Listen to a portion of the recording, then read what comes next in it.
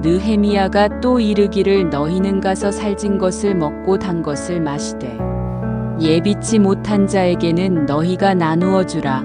이날은 우리 주의 성일이니 근심하지 말라. 여호와를 기뻐하는 것이 너희의 힘이니라. 사랑의 주님 감사합니다. 오늘도 한량없는 하나님의 은혜를 저희들 가운데 부어주심을 아버지 진심으로 감사드립니다. 저희들은 정말 죽을 수밖에 없고 정말 죄 지을 수밖에 없고 하나님 앞에서 벗어날 수밖에 없는 저희들이었는데 저희들을 아버지께서 사랑하시고 기뻐하셔서 마귀들로부터 저희를 보호해 주시고 하나님 나라로 인도해 주심을 아버지 진심으로 감사드립니다. 저희들 마음 가운데 늘 언제나 회개할 수 있는 마음과 오로지 예수 그리스도만을 향해서 나아갈 수 있는 간절함을 저에게 허락해 주실 줄 믿습니다. 주님만을 믿고 나아갈 때 아버지께서 길을 인도해 주실 줄 믿고 오늘 이 말씀 가운데에도 주님께서 함께해 주셔서 지혜의 말씀을 저에게 허락해 주셔서 말씀 가운데 저희를 은혜 받고 하나님 앞에 영광 드리는 귀한 자리가 될 수 있도록 인도해 주실 줄 믿사오며 이 모든 말씀을 예수 그리스도의 이름으로 감사드리며 기도했습니다. 아멘. 감사합니다. 자, 이 시간도 어떻게 보면 아버지께서 인도하시는 그 시간이고 부족한 저지만 또 저를 또 들어 쓰셔서 같이 이렇게 하나님의 은혜의 말씀을 나누게 해주심도 진심으로 감사를 드립니다. 꼭 제가 드릴 말씀은 뭐냐면 우리가 지금 배우고 있는 말씀을 나누고 있는 이 에스라, 느헤미야, 에스더 요 세 개는 어떤 거냐면 이스라엘 민족들이 포로로 끌려갔다가 다시 회복되는 시점에 있는 이야기들이거든요. 그러다 보니까 우리가 예전에 말씀을 읽을 때에도 사실은 모세오경에 대해서는 많이 읽었어요. 출애굽기, 민수기 이런 말씀들을 많이 읽었고 또 여호수아, 사사기 또 열왕기까지는 많이 읽지만 그 뒤에는 사실 우리가 많이 안 읽게 되는 역대상 같은 경우는 거의 뭐 족보만 있다 보니까 많이 안 읽게 되고 특히 여기 포로기 이후에는 우리 관심이 없어. 알아서 포로들이 있다가 귀환했는데 뭐 자기네 딸 귀환하는데 무슨 문제가 있겠어? 알아서 잘 귀환했겠지. 그리고 이제 간단히 넘기셨던 우리 케이스가 많았었습니다. 근데 관심이 별로 없었어요, 사실. 그런데 저희들에게 너무 감사한 게 하나님께서 그래도 어떻게 보면 저도 마찬가지고요. 저도 여기에 너무 아주 심층적으로 하나님의 말씀을 읽을 수 있는 계기가 됐습니다. 에스라서와 느헤미야서와 이 에스더서를 읽게 되면서 하나님은 능력이 있으셔서 살아 역사하시는데 하나님이 능력이 없어서 이 이스라엘이 망해서 바벨론으로 포로가 간 게 아니라 이 바벨론으로 가게 된 이유는 이 분들이 하나님의 말씀, 모세의 율법에 적혀있는 하나님의 말씀에 순종하지 않고 역행하고 잘못된 생각을 갖고 마음대로 행해버리니까 어떻게 돼요? 하나님께서 계속해서 뭐라고 얘기해요? 너희들 이러면 멸망한다, 끌려간다, 포로 생활한다 이렇게 계속 하시다가 결국에는 어떻게 돼요? 나중에 그런 일이 결국에는 일어나게 되죠. 그래서 북이스라엘부터 왕국이 갈렸죠. 솔로몬 왕이 워낙 많은 부인들을 갖다가 데리고 계시는데 그 부인들의 갖고 계신 그 신앙들을 너무나도 존중해 주는 바람에 절대 그러면 안 되는데 부인들의 그 이방 신앙들을 너무 존중해 주는 바람에 하나님께서 그 죄값을 솔로몬에게 돌리지 않아요. 솔로몬에게 돌리지 않는 이유가 뭘까요? 다윗 왕 때문에 그래요. 솔로몬 때문에 그런 게 아니라 다윗 왕, 네 아버지 때문에 너 지금 네 때에 멸망하지 않고 너 다음 때에 하겠다. 그래서 그 아들 르호보암 시대에 새로운 여로보암이라고 하는 같은 보암이니까 형제일 수도 있는데 절대 형제 아닙니다. 절대 같은 형제 아닙니다.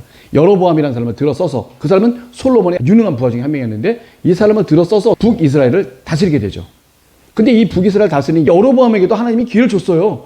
네가 여호와 하나님의 신앙을 온전히 믿게만 하면 이 북이스라엘을 영원토록 내가 존속해주고 너는 흥하게 해줄 거다라고 했는데 이분이 뭔 잘못된 신앙을 갖게 돼요. 예루살렘으로 가는 거예요, 사람들이. 왜? 여호와 하나님께 제사를 드려야 되니까 예루살렘을 가는 거예요. 그러면 북이스라엘에 있는 사람들이 다 예루살렘에 르호보암 왕 가서 한 번은 갔다 오잖아요. 자기네 백성에도 불구하고 하나님의 말씀에 의해서 어떻게 돼요? 제사를 반드시 예루살렘에 가서 하도록 돼 있잖아요. 그러니까 꼭 가는 거예요, 그 성막에. 계속 가면은 불안해요, 안 불안해요? 언젠가 어떻게 될지 모르는 상황에 금을 딱 거버리고 못 가게 하죠. 그래서 밑에다 베델에다 놓고 위에다가는 단에다가 놓고 단과 베델 그 사이 거기다가 두 군데다가 몰라요. 금송아지 상을 두 개를 놓고 거기다가 절하게 하죠. 금송아지 상은 뭐예요? 왜 하나님이 상을 세우지 말라고 그랬을까요? 이 눈에 보여지는 것, 이 귀에 들려지는 것. 이건 인간이 너무나도 아주 확신하는 거기 때문에 확신을 없애라 이거예요. 여호와 하나님 믿는 신앙인은. 금송아지 세우는 바람에 북이스라엘은 완전히 잘못된 길로 가게 되죠. 하나님의 신앙을 저버리게 되고 잘못된 신앙을 가게 돼서 결국은 완전히 멸망을 당하죠. 회복할 수 있는 시기도 못 가져요. 근데 남유다는 어떻게 돼요? 하나님께서 사랑하신 다윗 왕조, 이 남유다 회복할 수 있는 기회를 줍니다. 그리고 북이스라엘에게도 회복할 수 있는 기회를 딱 주긴 하죠. 히스기야 왕 때 6월절 행사 때 북이스라엘 사람들 다 와라. 다 와서 하나님께 다 경배도 예배하자 했었을 때 극소수만이 다 내려오게 되고 경건했던 사람들, 하나님의 신앙을 원했던 사람들만 몇 안 되는 사람들만 내려오게 돼요. 그래서 이 사람들이 어떻게 돼요? 다 바벨론으로 끌려가게 되죠. 그래서 역사상에 보게 되면 바벨론 끌려갔다가 온 사람들 중에 북이스라엘의 자손들이 있어요. 예, 그래서 몇몇 경건한 사람들, 많지 않은 사람들이 이 남유다로 귀향을 했습니다. 그래서 그 가운데 여호와 하나님의 신앙을 믿고 나갔던 사람들의 그 후손들은 끊어지지가 않고 다시 남유다 지방으로 복귀할 수 있는 권한을 하나님께서 허락하셨죠. 하나님의 신앙 앞에 선 사람들은 어떻게 돼요? 다시금 회복이라는 단어가 하나님이 주신 축복이라고 볼 수가 있어요. 그래서 1차로 포로로 귀환했었을 때 스룹바벨과 예수아가 데리고 왔는데 그 사람들이 시간이 좀 지나서 스룹바벨이 죽고 예수아도 죽다 보니까 지도자들이 없는 거예요. 그럼 어떻게 돼? 하나님을 믿어야 된다라고 하는 이 여호와 하나님의 신앙이 흐려지기 시작해. 그러니까 이것도 좋고 저것도 좋고 혼합신앙이 짬뽕이 돼버리는 거예요.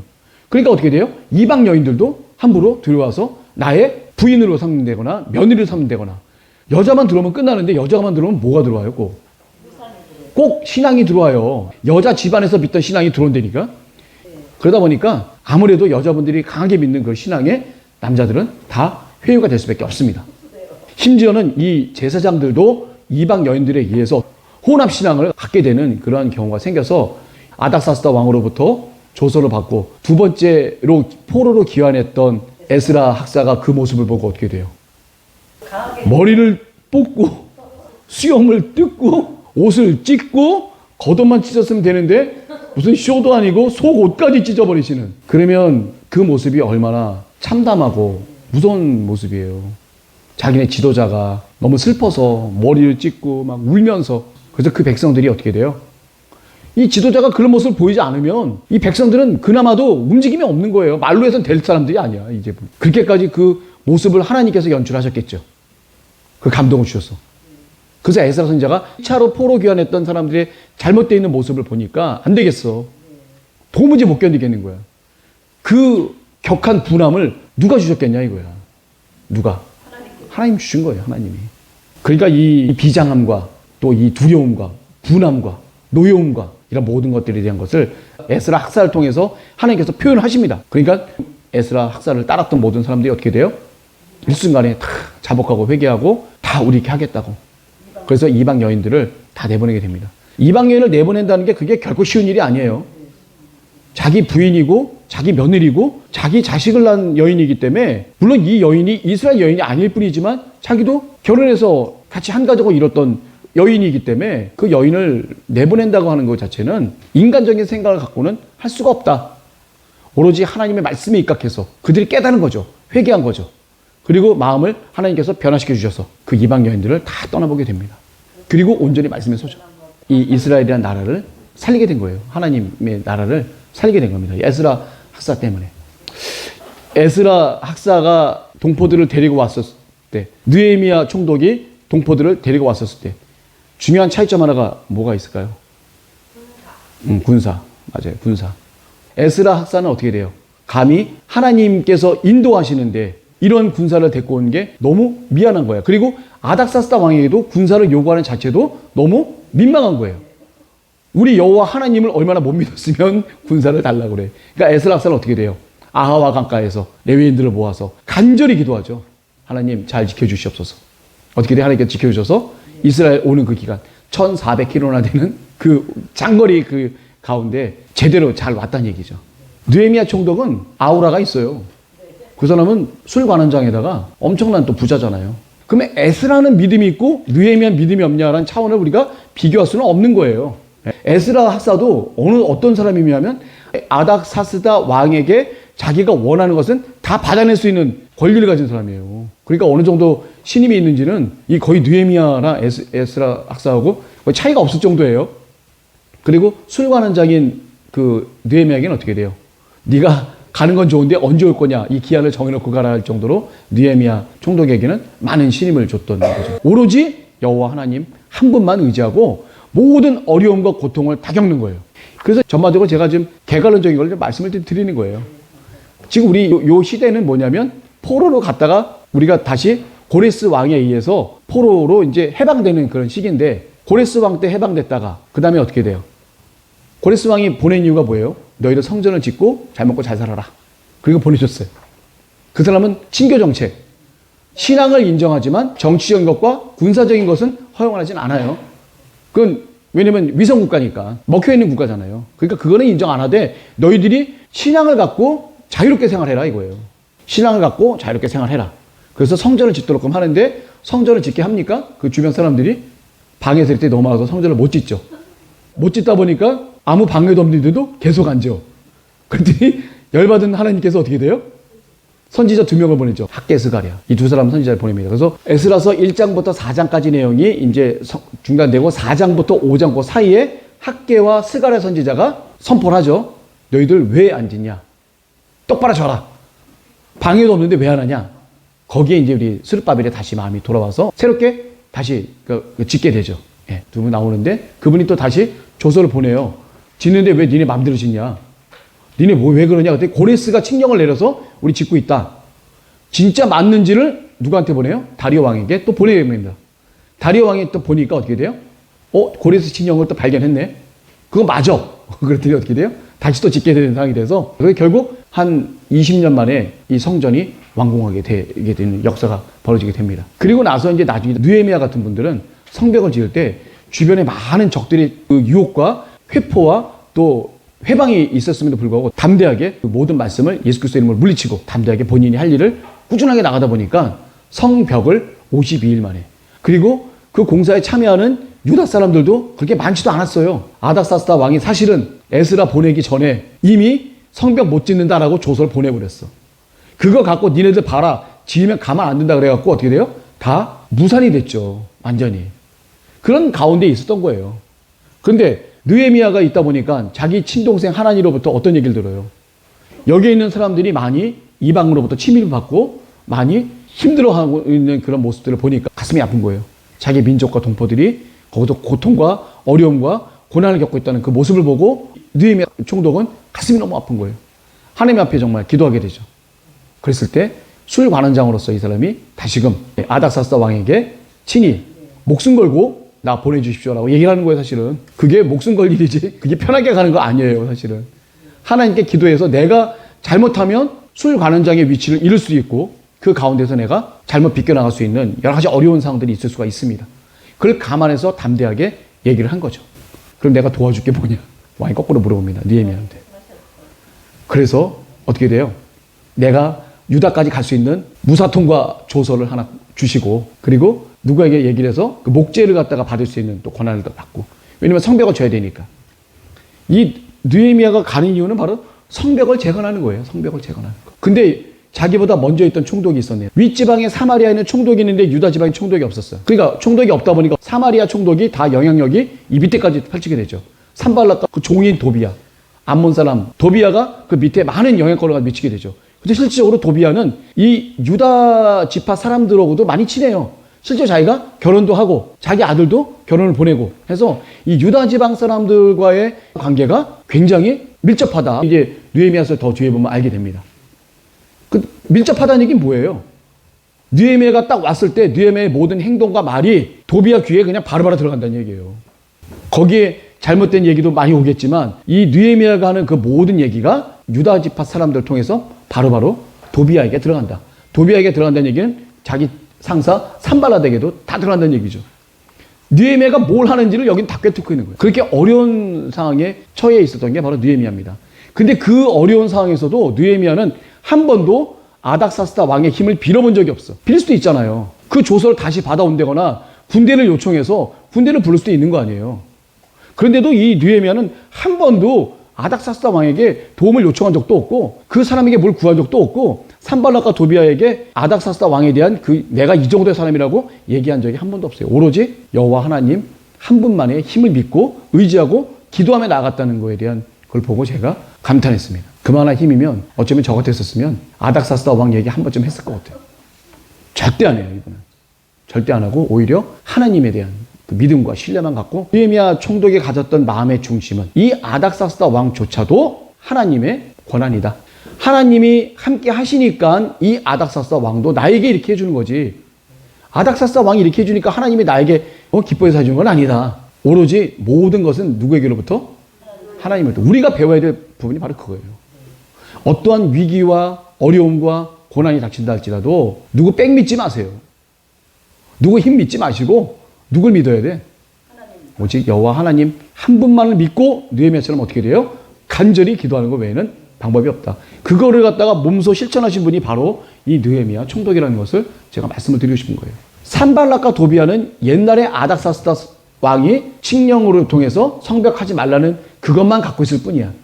그렇지만 시대가 바뀌었어. 아닥사스다 왕이 느헤미야로부터 모든 것을 할 수 있는 권한을 다 줬다고 하는 이것을 이 산발락과 도비아도 아는 거예요. 그렇지만 옛날 것 같고 겁만 줄 뿐이야. 왜?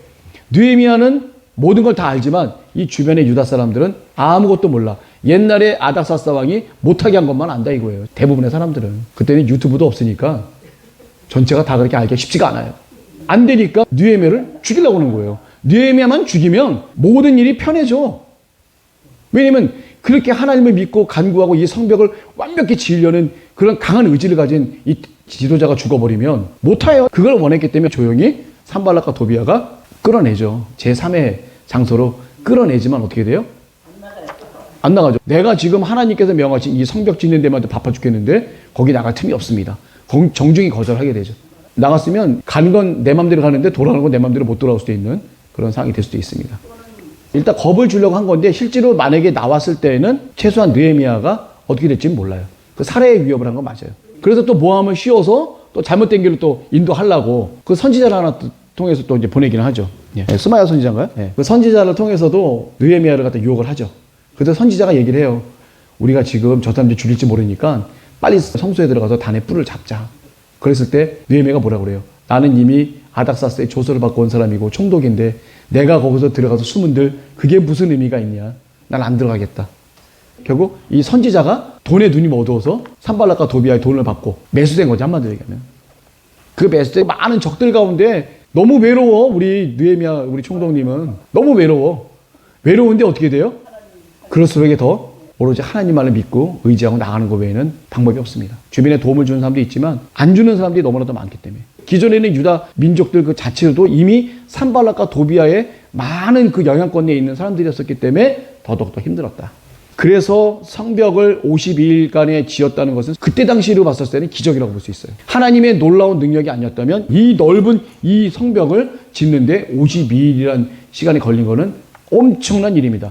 이 성벽을 짓기 위해서 느헤미야는 온 힘을 다한 거예요. 성벽만 짓기만 해도 힘들어 죽겠는데 산발락과 도비아가 쳐들어올지 모르니까 한 손에 무기를 들고 한 손으로 짐을 날라서 저기 짓게 되잖아요.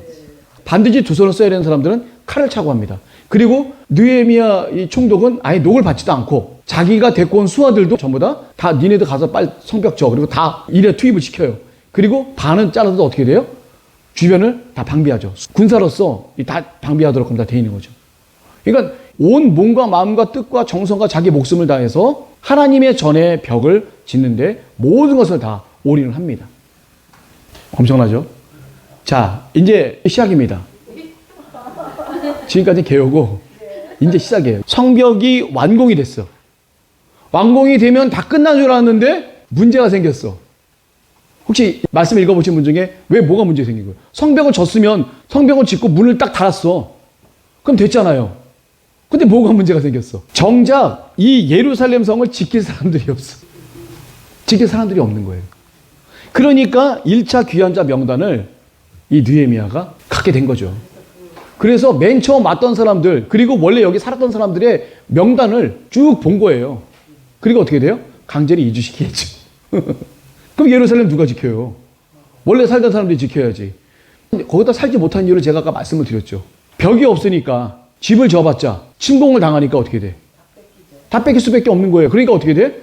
주변 성읍에 가서 방비가 되어 있는 것을 대충 자기네들끼리 맞춰서 거기서 살게 된 거예요.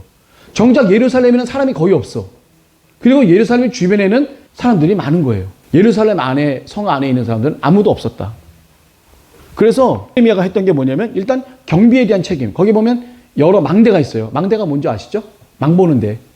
좀 높게 져갖고 거기서 이게 망보는 이 망대를 갖다가 총관하라는 영문의 관원이 있어요. 그게 바로 하나냐예요. 이 하나냐라는 사람은 느헤미야가 굉장히 칭찬합니다. 하나님의 은혜 가운데 가장 정말 신실한 사람 중에 하나다. 그리고 자기의 친동생인 하나니 이 두 사람을 통해서 예루살렘 성읍의 경비를 책임지는 책임자로 인정을 하게 됩니다. 그리고 나서 문제는 뭐냐면 이 사람들한테 해가 높이 뜨기 전에 성문을 열지 마라. 성문을 여는 것은 해가 뜰 때쯤 열게 돼 있어요. 성문을 열어야 서로 물건이 교류가 되고 서로 이렇게 성 안과 성 밖에 있는 사람들이 서로 교류를 할 수 있는 거잖아요. 근데 지금은 어떤 상황이에요? 한마디로 하면 계엄 상황이야. 위험한 상황이야. 그러니까 어떻게 돼요? 해가 떠도 아주 중천이 뜰 때까지 문을 열지 말라는 얘기예요. 보통 새벽 한 6시나 7시에 열었던 거를 몇 시까지 열지 말아요? 보통 10시 정도까지는 열지 말란 얘기예요. 그때까지는. 그리고 어떻게 돼요? 해가 높이 뜨기 전에 성문을 열지 마라. 그리고 문을 파수할 때 문을 닫아라. 파수할 때가 뭐예요? 그때 이미 파수가 끝나고 난 다음에 문 닫으면 의미가 없으니까 이미 파수하고 있을 때 문을 안전하게 닫아라. 그리고 빗장을 질러버려라. 그거 어떻게 돼요? 예루살렘 성을 단단히 지켜라 얘기예요. 단단히 지켜라 얘기예요. 그리고 예루살렘 거민으로 반차를 따라서 이제 파수를 하도록끔 이렇게 하게 됩니다. 그래서 1차 귀환자들의 명단은 여러 명의 종류의 사람들이 있는데 어떤 사람들이 있냐면 각 가문에 따라서 기록된 귀환자들의 명단과 수요가 있는데 공인된 가문의 등록, 한마디로 얘기하면 자기네 족보가 있는 사람들. 옛날에는 이 사람이 누구고 이 사람이 누구고 그걸 모르잖아요. 막말로. 주민등록이 있어. 아니면 뭐가 있어. 전산 시스템도 없고 동사무소도 없잖아요. 알 수가 없어. 자기네들이 갖고 있는 이 계보가 몇 개 없는 거예요, 계보. 한마디로 하면 이 족보가 있어야 돼. 족보를 따라가다 보게 되면 그 위에 누가 있다는 게 적혀 있잖아요. 그래서 이 사람이 누구의 자손이구나 라는 것을 알아요. 그래서 먼저 구분한 게 뭐냐면 공인된 가문의 등록부가 현재 있느냐. 그것도 누구의 혈통이냐 이거야. 누구의 혈통이냐. 그런 사람들이 있어요. 그 다음에 뭐예요? 혈통은 모르겠어. 자신의 가문의 등록부는 이미 3차에 걸쳐서 끌려가는 바람에 어디에 있는지 몰라.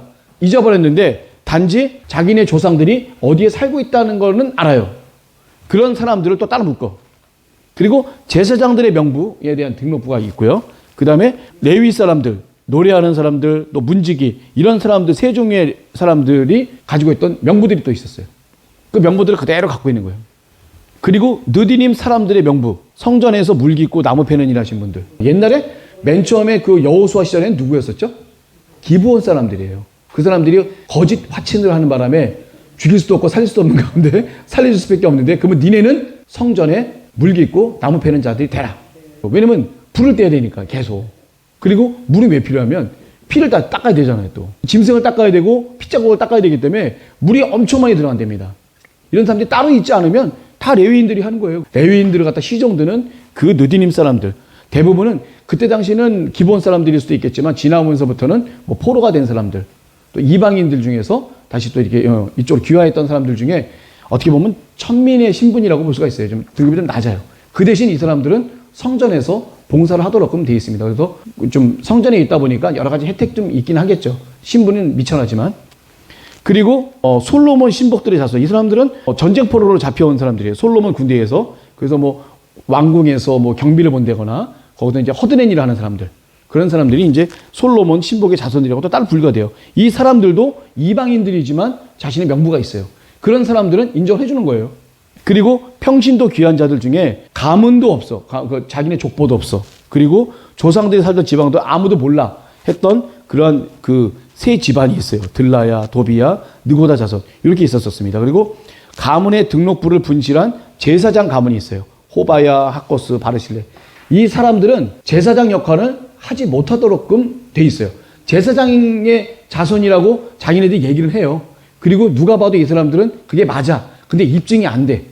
그랬을 때 이 사람들을 갖다가 뭘로 물어봐야 되냐면 우림과 둠밈으로 사실 물어봐야 돼요. 대제사장이 갖고 있는 우림과 둠밈 아세요? 주사위 같은 거. 할 수 있다, 할 수 없다. yes or no. 이게 기다, 아니다. 요거를 갖다 할 수 있는 우림과 둠밈을 가지고 있었는데 이 우림과 둠밈 자체를 이때 당시에는 잃어버린 상태예요. 그래서 이 사람들은 어떻게 구제할 수가 없는 그런 상황인데 아마 나중에 어떻게 구원을 됐을 거예요. 그랬을 때는. 근데 현재로서는 이 사람들을 구원할 수 있을 만한 대제사장의 우림과 둠밈이 없다. 하나님께 여쭤봐야 되잖아요. 자기네들이 결정할 수 없잖아요. 제사장이라고 하는데 제사장을 써야 됩니까? 말아야 됩니까를 누가 결정을 해요? 하나님이 결정하셔야지. 근데 그 도구가 없단 말이에요. 그래서 그거는 단지 좀 미제 사건으로 좀 남겨놓고, 그 다음에 1차 귀환자들의 총수와 제사목을 한번 보면 총 42,360명이 귀환을 했습니다. 1차로. 그리고 그 중에 노비가 7,337명 있었고, 나귀가 6,720마리에서 이게 쭉 있었고요. 그 다음에 이제 보물 곡간에다가 드린 성물, 성전 건축을 위해서 드렸던 그런 여러 가지 그 재물들이 있습니다. 족장들이 또 다른 그룹이 뭐 금 1,000다리, 20,000다리 이렇게 냈던 그런 여러 사람들이 있어요. 그리고 나머지 백성들이 또 금 20,000다리에다가 은 2,000만에 또 제사장의 복이 67벌이나 갖고 있는 게 있습니다. 다리과 만에는 교재를 보시면 아마 다 대충 좀 이해를 하실 거라고 좀 믿습니다. 그래서 이 사람들의 명단을 갖다 놓은 이유가 뭘까요? 예루살렘 성벽을 딱 쳐놓고 봤더니 실제로 그 안에 사는 사람들이 거의 없어. 그럼 어떻게 돼요? 살게 해야지. 그럼 누가 살았냐 이거야. 니네 아무나 와서 살아라 하면 누가 살겠어요? 집도 없는데. 이미 다 살고 있는데. 그러면 질서를 나누는 방법은 뭐예요? 원래 살았던 사람들을 추적하는 거예요. 여지역에 누가 살고 누가 살고 누가 살고. 그러면 1차로 귀환했던 사람들, 원래 살았던 사람들의 후손들이 와서 살아라. 그래서 1차 귀환자들의 명단을 이 느헤미야가 갖고 있었던 거예요. 그래서 유추해갖고 이 예루살렘 지역에 어느 지역에 누가 살고 어느 지역에 누가 살았던 이런 것들을 유추해서 예루살렘에 거주해서 살도록끔 해서 이 예루살렘 성이 잘 방비가 되고 보호가 될 수 있도록끔 하기 위해서 이렇게 방법을 해결한 겁니다. 그러니까 성벽을 딱 지어놓으면 다 끝날 줄 알았더니 문제가 생긴 게 뭐냐면 누가 지킬 거냐 이거예요. 누가 지킬 거냐를 하기 위해서 이 명단자들을 쭉 살펴서 거꾸로 올라가는 거예요. 조상들부터. 지금 온 사람은 의미가 없으니까 1차로 귀환했던 사람들부터 다 조사를 해갖고 이렇게 누가 예루살렘을 지켜야 될지, 누가 예루살렘 성 안으로 들어와서 살면서 그곳을 지키고 수비를 해야 될지를 느헤미야가 그걸 갖다가 하게 된 거죠. 하나님의 성전이 있는 이 예루살렘 성벽을 완벽히 하는 바람에 하나님의 성전도 잘 이제 보호가 되도록 돼 있어요. 그래서 이제 이 안에 사는 사람들도 힘들겠지만 자기네들도 이주를 해서 이제 거기다 집을 지으면서 살 수 있도록끔, 그리고 이 예루살렘 성벽을 잘 방비할 수 있도록끔 체계를 마련했어요. 외형적인 부분이 이제 다 끝났습니다. 그럼 그 다음에는 어떤 게 필요할까요? 네, 영적 부흥이 필요하죠. 다 같이 모여서 충만하게 영적 부흥, 자신들이 어떤 하나님에 대한 그런 또 다른 마음을 새롭게 하는 걸 가져야 되겠죠. 그래서 이제 여기 보면 초막절까지도 이제 준수하도록 되어 있습니다. 마침 딱 모이는 그 시간이 언제예요? 성벽이 다 완성될 때가 언제였어요? 6월 25일이었죠. 네? 엘룰월 6월이죠. 그 히브리 종교력으로 따지면 보통 여기에 나오는 걸 기준은 히브리 종교력으로 보시면 돼요. 종교력을 기준으로 합니다. 보통 이렇게 해서. 히브리 종교력으로 몇 월이냐 하는 그 부분이 중요해요. 근데 실제로 태양력, 우리가 지금 현재 따지고 있는 이 현재의 태양력과는 간격이 한 3개월 정도가 간격이 좀 있어요. 우리가 보통 보게 되면. 6월 25일 날 멈추게 된 거죠. 그게 사실은 어떻게 보면 9월 한 중순쯤 된다고 봐야 되겠죠. 지금 9월이면은 추수감사 정도 되면서 실제로 이스라엘에 뭐가 있는 거죠? 초막절이 있는 그 기간이에요. 자, 7월에는요, 여러 절기들이 많습니다. 대표적으로 7월 1일 첫째 날이 뭐예요? 7월 1일은 나팔절이라고 그래요. 나팔절이 있습니다. 나팔을 분다고 해서 나팔절이라고 그래요. 나팔을 왜 불까요? 첫 선포죠. 민간역. 히브리 사람들은 좀 여러 가지 많아. 히브리 민간역. 민간에서 쓰는 그 달력이 또 있어요. 민간역으로 따지면 1월 1일이면 1월 1일을 기준으로 하는 겁니다. 그게.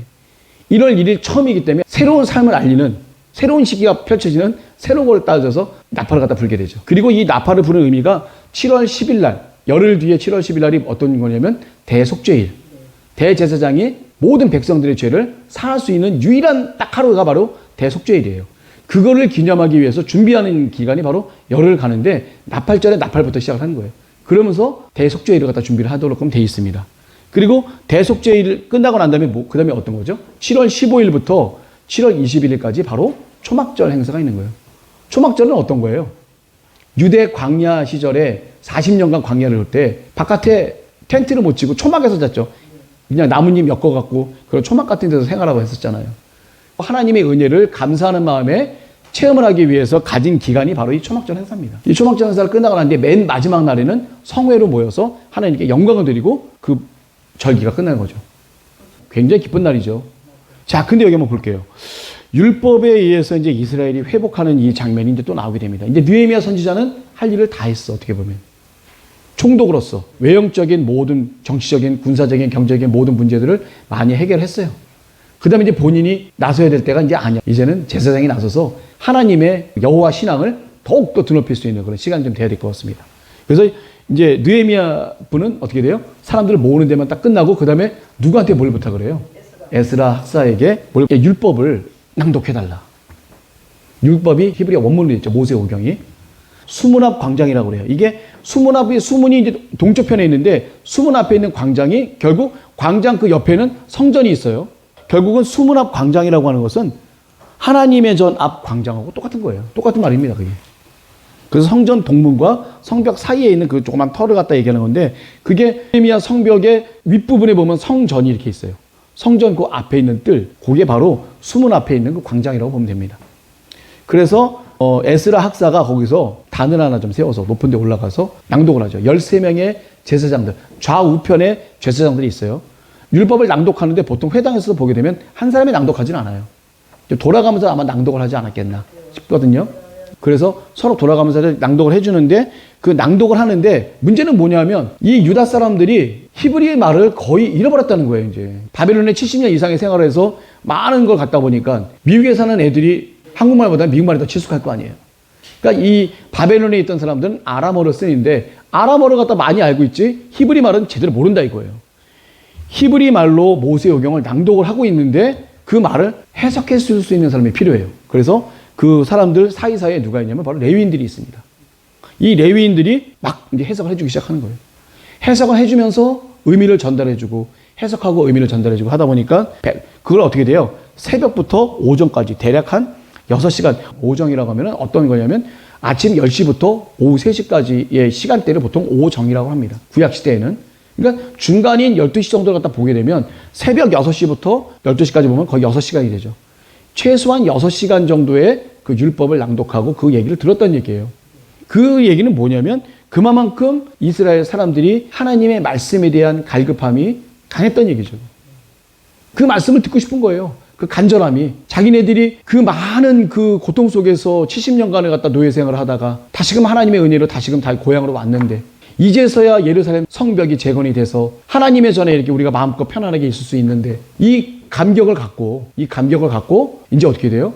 에스라 학사에게 초빙을 해서 율법을 읽어달라고 백성들이 부탁을 해요. 물론 느헤미야가 얘기를 하지만 백성들도 부탁을 해서 몸과 마음이 하나님의 율법을 읽고자 하는 마음이 이 백성들에게는 컸던 얘기죠.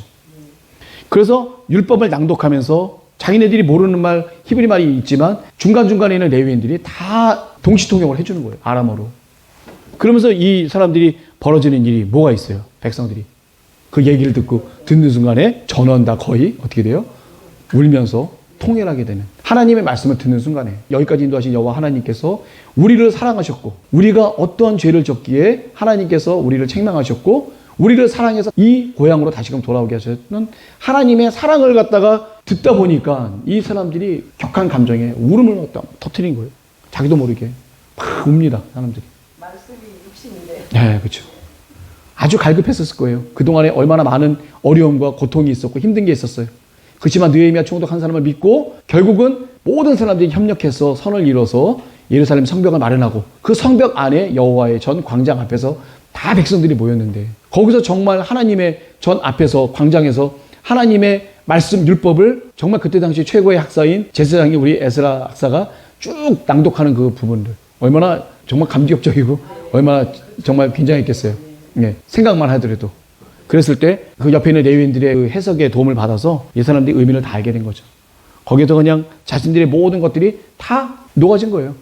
별별 마음이 다 들었겠죠. 그동안 고생했던 것들, 힘들었던 것들, 어려웠던 것들, 그냥 흉년이 들어서 못 먹었던 것들, 자기 자식들 다 정말 이방 사람들에게 끌려갔고 또 여기 유대 사람들 끌려갔는데 느헤미야 총독이 다 풀어줘갖고 우리 그렇게 하지 말자. 우리 유다 민족들끼리 이거 하지 말자. 원금 받지 말고 이자도 받지 말고 그냥 갖고 온 거 저당 잡힌 거 다 돌려주고 이렇게 하자라고 느헤미야 총독이 다 얘기하잖아요. 저번에. 그런 여러 가지 어려웠던 그런 모든 상황들이 다 생각나면서 어려웠던 그런 포로 시기들 아무래도 남의 나라니까 대접이 어떻겠어요? 좋겠어요? 그 서러웠던 마음들 다시 와서 있던 모든 그런 감격적인 그런 것들이 한 번에 그냥 이 사람들의 마음을 터뜨려버린 거예요. 하나님의 말씀의 능력이 이 사람들의 심장을 쥐고 흔든 거예요. 그냥. 그래서 이 사람들이 하나님 앞에서 할 수 있는 거라고는 우는 것밖에 할 게 없어. 나의 어떤 그 하나님에 대한 표현, 내 마음에 대한 표현이 우는 거 외에는 할 게 없는 거예요. 막 웁니다. 그 사람들이. 그랬을 때 느헤미야 총독이 뭐라 그래요? 8장 9절 나와 있네요. 백성이 율법의 말씀을 듣고 다 우는지라 총독 느헤미야와 제사장 겸 학사 에스라와 백성을 가르치는 레위 사람들이 모든 백성에게 이르기를 오늘은 너희 하나님 여호와의 성일이니 슬퍼하지 말며 울지 말라. 너희들이 슬퍼하고 울 날이 아니다. 어떻게 돼요? 기쁨과 영광으로 나아가야 될 때다. 또 이르기를 뭐라고 그래요? 너희는 가서 살진 것을 먹고 단 것을 마시고 믿지 못한 자에게 너희가 나누어 주라. 너희들이 가서 살진 것 먹고 이런 좋은 날에 너희들이 오히려 먹을 거 음식을 먹고 또 못 먹는 사람들도 나눠줘라. 성일이니 근심하지 말라. 그리고 뭐라 그래요? 제가 오늘 적었던 말씀입니다. 여호와를 기뻐하는 것이 너희의 힘이다. 그 말씀을 우리 느헤미야 총독이 얘기를 하게 되죠. 제가 예를 들었지만 우리가 장례식장은 사실 우리가 아끼는 사람이 사실은 죽은 날이기 때문에 다시는 못 보는 날이잖아요. 그래서 아주 슬픈 날이죠. 내 형제가 죽었다면 다시는 내가 이제 요단강을 건너기 전까지는 두 번 다시는 못 볼 수밖에 없는 아주 슬픈 날인데 우리가 사실 거꾸로 보게 되면 어떻게 보면 영적으로 하늘 천국에 기쁨을 드릴 수 있는 그 잔치자리죠. 네, 잔치자리가 영적으로 벌어진 거예요. 한 영혼이 하늘나라로 갈 수 있는 영적인 천국 잔치가 벌어지는 아주 귀하고 감사한 날이죠. 그 날이다. 너희들이 슬퍼할 게 아니라 너희들이 하나님으로 인해서 기쁨을 얻어야 되고 그 기쁨이 바로 너의 힘이 된다. 그걸 알아라. 예. 그걸 우리 느헤미야 총독이 얘기를 하죠. 에스라 학사와 같이. 여호와를 기뻐하는 것이 바로 너희의 힘이다. 그리고 나서 이제 백성들이 돌아간 사람들이 있지만 그리고 나서 이제 족장들과 제사장들 또 레위 사람들이 율법을 알고 싶어서 더 받은 은혜가 있잖아요. 한번 하나님께 받은 은혜를 더 깊이 알고 싶어서 에스라 학사에게 다 이렇게 모이게 됩니다. 그래서 율법책을 더 읽게 돼요. 근데 율법책을 읽다 보니까 그 가운데 어떤 일이 있었냐면 7월의 절기, 7월 절기라는 표현을 갖다 여기 쓰거든요. 그 절기를 준수하라. 그게 바로 초막절 행사입니다. 초막절을 준수해라라는 그 말씀이 있다 보니까 이 사람들이 어떻게 돼요? 다 같이 7일 동안 율법책을 에스라에게 낭독을 하고 7월 15일부터 21일까지 실제로 초막절 행사를 하게 됩니다. 근데 여기 뭐라고 써있냐면 17절 보게 되면요. 사로잡혔다가 돌아온 회무리가 사로잡혔다가 돌아온 회무리가 뭐예요? 포로로 귀환한 사람들이에요. 다 초막을 짓고 초막을 지으려니까 다 초막을 졌어요. 눈의 아들 여호수아 때로부터 그날까지 이날까지 이스라엘 자손이 이같이 행함이 없었으므로 이에 크게 즐거워하며 그러니까 여호수아 때부터 이날까지 이스라엘 자손이 이같이 행함이 없었다. 그러면 여호수아 때부터 이때까지 초막절 행사를 안 했나요? 많이 했어요. 했는데도 가장 간절한 초막절이 바로 요 초막절이다라는 것을 이 느헤미야가 표현한 거예요. 일어서서 두 손을 들고 아멘하고 막 이런 말씀들이 있어요. 그러니까 이 백성들은 그만큼 간절한 거예요. 에스라 학사가 벌써 축사를 합니다. 그때 벌써 아멘하고 난리 났어요. 이미 이 사람들의 마음은 완전히 열려서 하나님의 말씀 뭐라도 오기만 하면 그냥 이 사람들 그냥 완전히 감동의 물결로 돌아갈 수밖에 없는 이 마음의 준비 상태. 사실 이것도 우리에게 필요한 거 아니겠는가? 건조한 우리의 마음들. 정말 하나님이 그냥 막 이렇게 해서라도 이 사람을 갖다 감동시키는 게 아니라 우리가 준비를 해야 되는 거 아니에요, 우리가 말씀을 들을 때 우리가 이렇게 준비돼야 되는 사람이 돼야 되는 거 아니야, 이거예요. 백성들처럼. 온 마음을 열어서 정말 무슨 말씀이 내 마음에 임하더라 할지라도 그 말씀에 내가 임할 수 있고 내가 울음을 터뜨릴 수 있고 뜨겁게 나갈 수 있는 이 성도들의 자세가 사실 우리들에게도 절실하게 필요하다는 것을 가르쳐주는 말씀입니다. 사실 굉장히 귀중합니다. 받는 백성들의 자세가 여기에 정확히 나와 있어요. 그게 어디 나와 있었지? 5절이네요. 예. 학사 에스라가 모든 백성 위에 서서 저희 목전에 책을 펴니 책을 펼 때 모든 백성이 일어난다 이거예요. 일어난다는 얘기 뭐예요? 하나님의 말씀에 대한 공경함이 그대로 나타나는 거죠. 그 다음에 에스라가 광대하신 하나님, 여호와, 이 광대하신 하나님 이거는 이스라엘의 그 히브리적인 표현은 많이 없어요. 사실은 페르시아나 바벨론의 신들에게 표현하는 표현입니다. 이게 광대하신 하나님 이 표현은 사실은 페르시아나 바벨론에 있는 그 신들에게 하는 그 표현들을 보게 되면 이런 표현들이 굉장히 많이 있답니다. 그러니까 느헤미야는 어떻게 돼요? 페르시아에서 잔뼈가 굵은 사람이니까 에스라도 마찬가지고 그 표현이 자연스럽게 나온 거예요. 그래서 광대하신 하나님 여호와를 송축함에 어떻게 돼요?